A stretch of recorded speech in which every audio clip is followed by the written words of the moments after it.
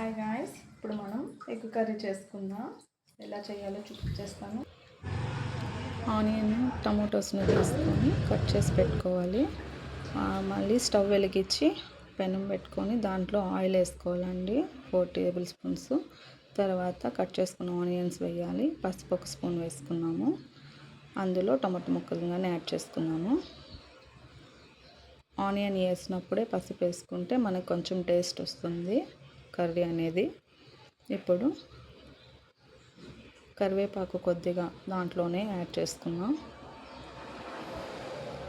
అప్పుడు వీటిని అన్నిటిని ఒకసారి కలుపుకున్న తర్వాత మనం మంట అనేది కొంచెం తగ్గించి పెట్టుకోవాలండి. తర్వాత రాక్ సాల్ట్ అయితే యాడ్ చేసుకుందాం. రాళ్ళు ఉప్పు అయితేనే మనకి బాగుంటుంది. కారం 2 స్పూన్లు వేసుకుందాం. కారం ఎక్కువ తినేవాళ్ళు ఇంకొంచెం యాడ్ చేసుకోవచ్చు, మేము నార్మల్గా తింటాము. తర్వాత ధనియాల పొడి మనము 1.5 స్పూన్ యాడ్ చేసుకోవాలి. అది కానీ వేసుకునేద్దాం.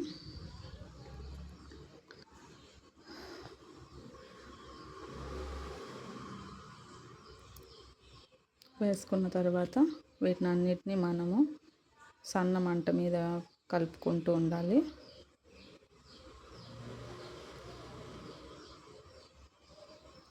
బాగా టమోటా ముక్కలు ఆనియన్స్ అన్నీ మగ్గిపోయినాక అందులో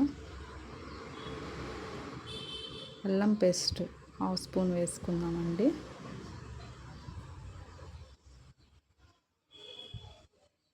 వాటిని వేసుకొని కలుపుకుందాము. అంతా బాగా మిక్స్ చేసుకునేసి బాగా ఉడికింది అంతా. అందులో మనము ఉడకబెట్టుకున్న ఎగ్స్ తీసుకొని వాటికి ఇట్లా నేను చూపించినట్లు మీరు ఘాట్లు పెట్టుకుంటే మసాలా అనేది ఎగ్కి బాగా పడుతుందన్నమాట. స్ట్రైట్గా పెడతారు చాలామంది, నేనైతే ఇలాగే పెట్టుకుంటానండి.